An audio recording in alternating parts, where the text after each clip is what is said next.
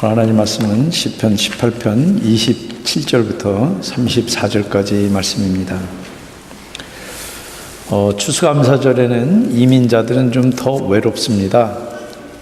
그래서 우리 교인들이 한 2K그룹 정도 될 때가 있었는데 그때는 감사절 만찬을 같이 했습니다. 모여서 한 해 동안 감사한 감사 제목들도 서로 나누고 파틀락도 하고 그렇게 했습니다. 감사 제목을 이야기하다가 어느 분이 눈시울이 젖으니까 덩달아서 또 그 다음에 감사 제목 이야기하는 분들이 눈물을 참으면서 그렇게 감사 제목들을 나눴습니다.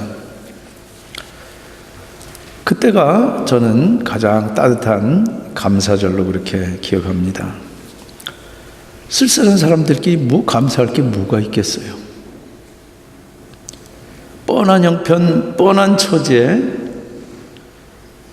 그럼에도 불구하고 감사 제목들을 헤아리다 보니까 감사할 이유가 생기고 무엇보다도 감사할 분이 계신다는 것이 너무나 감사해서 참 감사한 그런 시간이었습니다. 그런데 그게 우리들의 특권입니다. 뭘 많이 갖고 누리고 떵떵거려서가 아니라 우리가 감사할 분이 있다는 것이 그게 가장 큰 우리들의 특권이고 복입니다. 여러분들 그 특권들을 마음껏 누리는 그런 감사절이 되시기를 바랍니다. 그때 나눈 감사 제목들이 제 귀에는 하나같이 시로 들렸습니다. 아마 제가 작곡할 줄 알았더라면 모두 다 찬송이 될 만한 그런 노래 이야기들이었습니다. 분명히 주님 귀에도 시로 들렸을 것입니다. 사실 그런 감사 제목들이 모여가지고 쓴 게 오늘 우리가 읽을 다윗의 시편입니다. 다윗은 그 쓸쓸했던 시절을 떠올리면서 궁궐에서도 그때 지은 시를 노래 부릅니다. 여러분들도 지금 감사 제목들을 떠올려 보시기 바랍니다. 그리고 지금보다 나을 때 그 제목들을 잊지 마시고 노래 부르시기 바랍니다. 버릴 것이 하나도 없는 고귀한 삶이 바로 성도의 삶입니다. 설령 쓸쓸하고 아파 울망정 훗날 그 역시 반드시 여러분의 시편이 될 것입니다. 아무리 어둡고 깜깜해도 새벽이 춤추면서 오는 것이 바로 성도의 삶입니다. 시편 18편 27절부터 34절까지 우리 한 절씩 서로 제가 홀수절, 여러분들이 짝수절 교독하겠습니다. 제가 27절 읽겠습니다. 여러분들이 큰 소리로 짝수절 읽으시기 바랍니다. 주께서 곤고한, 영어로는 이게 험불입니다. 겸손한입니다. 주께서 곤고한 백성은 구원하시고 교만한 눈은 낮추시리이다.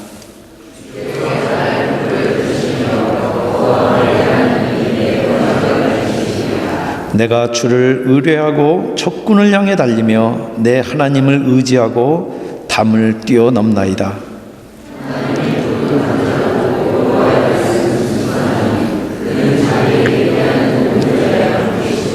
여호와 외에 누가 하나님이시며 우리 하나님 외에 누가 반석이니?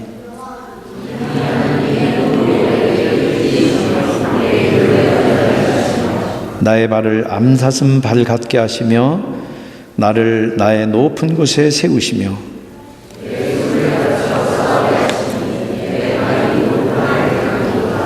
아멘. 같이 잠깐 기도하겠습니다. 성령 하나님, 오늘 우리 어린 아이들부터 어른들까지 다 들을 수 있도록 성령 하나님께서 친히 말씀해 주시옵소서. 우리들이 하나님의 음성을 듣고 우리들이 눈이 열려져서 주님, 우리 주변에 감사할 제목들로 넘쳐나는 것들로 인해서 주님을 기뻐 찬양케 하여 주시옵소서. 예수님 이름으로 기도합니다. 아멘. 여러분들이 이번 주에 성경 통독한 분들이 오늘 이 본문을 읽었습니다. 시편 18편에 있는 이 내용은 사무엘하 22장에 똑같이 나옵니다. 사무엘하 22장은 다윗이 만년에 모든 어려움을 다 이기고 난 다음에 부른 노래입니다. 여러분들, 다윗 일생에는 단 한 번도 기적이 없습니다. 한번 찾아보세요. 성경에 다윗의 기적이 있는가? 그런데 다윗이 돌아본 자기 일생은 기적 아닌 것이 하나도 없어요. 전부 다 다윗의 눈에는 기적이에요. 다윗은 누구보다도 쓸쓸했고 고통당했고 아팠어요. 가장 믿었던 사랑하는 아들 압살롬이 반역해서 맨발로 예루살렘에서 울면서 기드론 시냇가를 건너간 적도 있어요. 누구보다도 고통과 좌절을 깊이 맛본 사람이에요. 감사하기에는 과거가 너무 아프고 기뻐하기에는 미래가 너무 불확실한 것이 다윗이에요. 그런데 지금 감사의 노래를 부릅니다. 실은 바로 사무엘하를 읽어보시면은 이 멋진 시를 지어 부른 곧 이후에 엄청난 시련을 또 다윗이 겪습니다. 과거에 아픔이 없고 현재 모든 게 완벽해서, 그리고 앞에 놓인 게 탄탄대로라서 감사케 되지 않습니다. 아픈 과거 그대로 가지고 불확실한 미래와 냉혹한 현실 앞에서 감사를 노래한 것이 다윗입니다. 우리도 그 다윗을 따라서 함께 이 노래를 부르시기 바랍니다. 우리도 지난 과거의 아픔이 있고 불확실한 미래와 냉혹한 현실 앞에 우리가 놓여 있습니다. 그러나 오늘이라고 하는 이 시간과 우리가 지금 겪고 있는 이 현실 속에서 감사를 노래하지 않으면 우리는 감사할 수가 없습니다. 그래서 다윗이 주를 의지해서, 오늘 이 우리 성경에는 번역이 좀 이렇게 좀 다 빠졌어요, 기운이. 근데 히브리어로 읽어보면은 아주 생생해요. 무슨 표현이냐면은 하나님을 의지해서 성벽이라도 훌쩍 터넘듯이 우리를 가로막는 그런 난관들, 쓸쓸함과 좌절들, 주를 의지해서 훌쩍 타넘어 가시기 바랍니다. 오늘 You Raise Me Up이라고 하는 그 노래도 그거잖아. 하나님의 날개에 실려서 내가 어떤 난관도 타고 넘는다는 노래 아니에요? 우리 짠 거 아닙니다. 여러분들, 충만하게 사는 인간이야말로 하나님의 영광이다. 다윗에게 꼭 맞는 말이에요.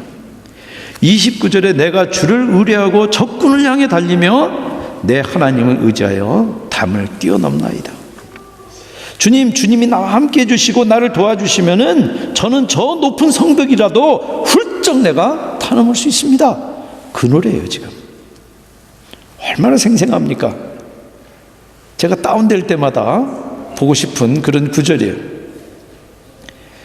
여러분들, 이 시편 18편은 사무엘서 전체 주제가 담겨 있고 다윗에게는 일종의 자서전 같은, 오토바이오그래피 같은 그런 노래입니다. 자서전이면 자기 얘기잖아요. 근데 그 자서전에 다윗은 거의 안 보입니다. 온통 하나님 얘기예요.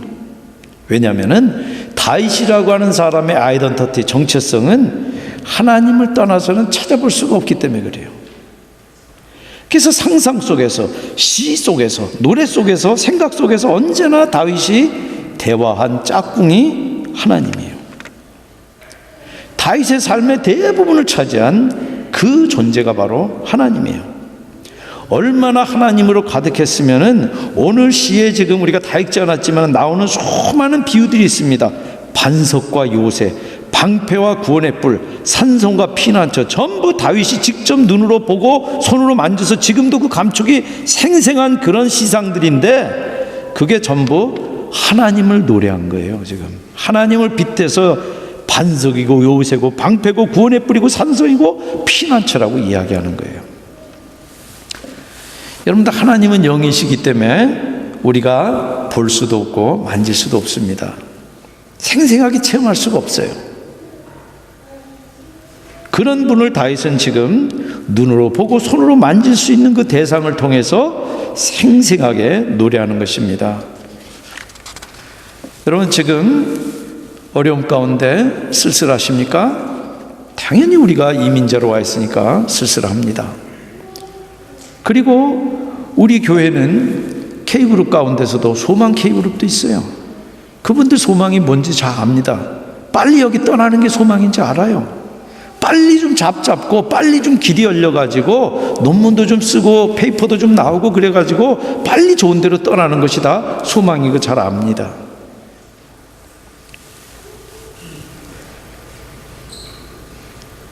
여러분들이 그런 혼자 어떻게 해볼 수 없는 그런 문제들 우리들이 다 맞닥뜨려 있는 사람들입니다. 다윗이 그랬어요. 그러나 다윗처럼 우리도 대화할 짝꿍이 있습니다. 내 고통, 쓸쓸함 다 겪어서 누구보다도 잘 아는 분이 우리들에게는 있습니다. 주저하지 말고 그것을 들고 함께 나가십시다. 주님은 그 부르짖음을 절대 외면할 수 없는 분이에요. 30절 보세요. 그는 자기에게 피하는 모든 자의 방패시로다. 인생 대부분을 전쟁터에서 보낸 군인이 바로 다윗이에요. 그 군인 다윗에게 방패라고 하는 것은 보호 그 자체예요. 우리가 환난 중에 주님께 부르짖는 것이 바로 주님 뒤에 숨는 것이고, 그것이 바로 주님만이 나를 지켜 보호하는 어떤 원수의 이 창검으로부터 나를 보호하는 방패가 된다. 그 고백입니다. 근데 사람이 해볼더리 다 하고 그러고 나서 주님 찾는 게 아닙니다. 여러분들, 혹시 아직도 내가 스스로 할 도리 다 해보고 그래도 안 되면은 그때 주님 찾고 계세요? 근데 그건 기독교 신앙이 아니에요.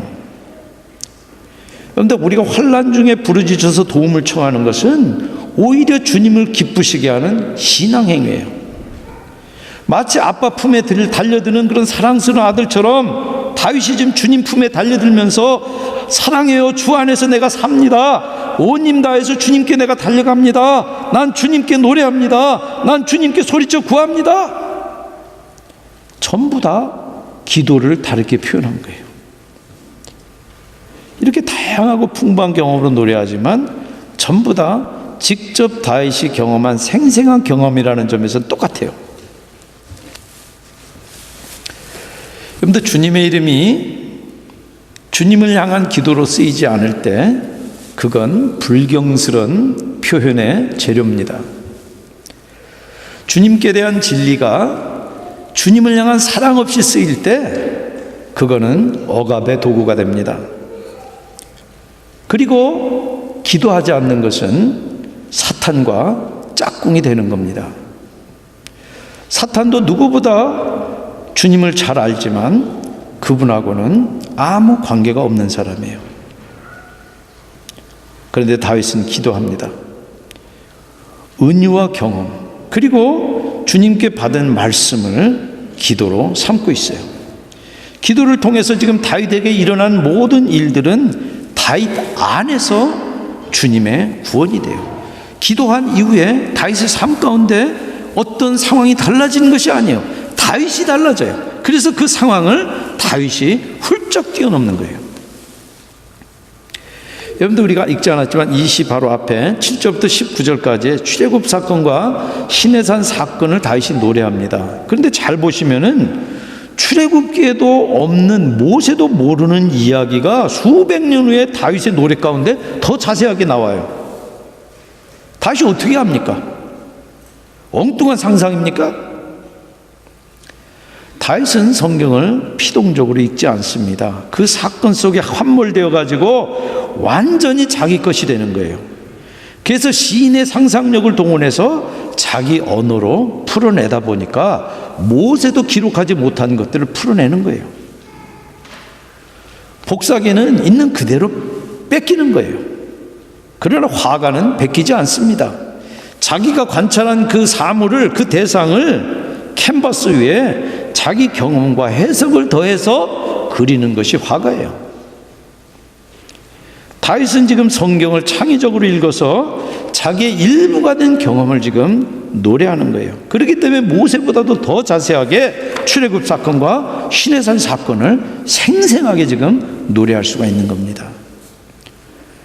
주님은 지금도 당신의 말씀을 온전한 우리 일부로 만들어서 누에 꼬치가 씨를 뽑아내듯이 우리도 그렇게 우리들의 경험과 우리들의 언어로 표현해서 그렇게 기도하기를 원하십니다. 주님을 굳게 붙들고 기도한 다윗은 생생하게 적군을 향해 달리고, 한번 상상을 해보세요. 어떤 모습인지. 어떤 성벽이라도 훌쩍 터넘을 기세로 달립니다. 여러분들, 왕이라고 하는 존재는 모든 사람 위잖아요. 그런데 그 왕이 누구 밑에 들어가면 권위 떨어지지 않습니까? 그런데 주님 밑에 들어간 다윗은 더 생생하고 더 충만하고 진정한 권위가 있습니다. 그게 왕 다윗에게는 최고의 영광입니다. 다윗은 일하기 위해 가지고 주님에게 멀어지는 것이 아니라 주님을 동력으로 해서 세상 가운데 뛰어들어갑니다. 그런데 다윗이 뛰어드는 그 세상은 바로 전쟁터예요. 주님이 주신 힘으로 다윗이 주로 한 일이 적을 쳐서 죽이는 일이에요. 그런 군인의 입에서 나올 수 없을 것 같은 그런 고상한 시가 있잖아요. 오늘 지금 그 기도와 아름다움, 우정과 고통과 은혜, 전부 전쟁터에서 나온 거예요. 철기시대의 폭력과 난잡한 성문화 속에서 산 다윗이 그 문화에서 완전히 벗어나지는 못해도 거기 갇혀 있지 않아요. 놀랍게도 다윗은 당대 문화를 훌쩍 타넘습니다. 그러나 다윗이 어떤 여건 속에 살았는지 우리는 절대 놓쳐서는 안 됩니다. 왜냐하면 우리도 다윗처럼 적합하지 못한 그런 여건과 문화 속에서 지금 살고 있기 때문에 그래요. 폭력과 전쟁과 난잡함, 사기와 거짓말로 가득한 다윗 때하고 하나도 다르지 않아요. 왜? 인간성은 똑같기 때문에 그래요. 그게 현실이고 우리가 거룩한 삶을 살아내야 되는 유일한 환경이에요. 믿는다는 것이 어디 저 바깥에 딴 데 가서 사는 게 아니에요. 바로 그곳이 바로 우리들이 살아내야 될 그 삶의 현장인 것입니다. 다윗이 시대의 아들이면서도 성벽을 훌쩍 타넘듯이 그 시대를 타넘는 비결이 뭡니까? 오늘 다윗의 시에서 주님이 함께하고 나를 도우실 때, 주님이 함께하지 않으면은 사실 인간은 대부분을 놓치고 맙니다. 여러분들, 주님을 무시하면요, 나쁜 사람이 되기 전에 하찮은 사람이 됩니다. 곧 보게 될 거예요. 다윗처럼 주님을 의지할 때 주님이 인정하시고, 그래서 어떤 시대 어떤 문화에도 묶이지 않는, 그래서 성벽을 훌쩍 터넘듯이 충만하게 살아있는 하나님의 영광이 되는 것입니다. 여러분들, 제가 이 시 배경을 이야기하고 이렇게 얘기하니까 목사님, 다윗은 그래도 왕이나 되고 뭐 그러니까 그렇게 감사한 거 아닙니까? 만약 여러분들이 그렇게 이해하신다 그러면 여러분들 인생을 모르는 분이에요. 여러분들, 다윗이 감사할 이유가 충분해서 이 노래 부른 거 아니에요. 현재가 아무리 만족스럽고, 그리고 그래서 내가 지금 아무것도 부러운 게 없다 할지라도 과거의 쓰라림과 거기서는 분노를 못 이겨서 쓴뿌리 씹다가 불행한 사람들 얼마나 많습니까? 감사를 모르는 마음은 끝없는 탐욕과 갈증의 허덕입니다. 그래서 어떤 탄탄대로 번영이 앞에 있어도 세상에는 영원한 보장이 없어요. 그래서 염려하고 불안하고, 그래서 부정을 저지르는 것입니다. 여러분, 어떤 조건에서 감사가 나오는 것이 아닙니다. 감사할 때, 지금 여기서 주님 앞에 내가 생생하게 살고 주님께 영광이 되는 것입니다. 과거의 고통과 아픈 기억 고스란히 간직한 채 그리고 불확실한 미래라고 하는 냉엄한 현실을 앞두고 있는 오늘이라고 하는 이 시간과 현실 속에서 감사한 것이 바로 지금 우리가 읽은 다윗의 노래입니다. 여러분들, 감사절에 우리가 이 다윗의 노래를 함께 따라 부르면서 여러분들 과거에 어떤 아픔이 있고 그리고 불확실한 미래가 있고 냉정한 현실이 여러분들 앞에 있다 할지라도 함께 감사하십시다. 그래서 다윗이 주님을 의지해서 성벽을 훌쩍 타넘듯이 여러분을 가로막고 있는 이 시대 문화, 감사할 줄 모르는 시대 정신, 주님을 의지해서 훌쩍 타넘는 그런 여러분들이 다 되시기를 주님의 이름으로 축원드립니다. 같이 기도하시겠습니다.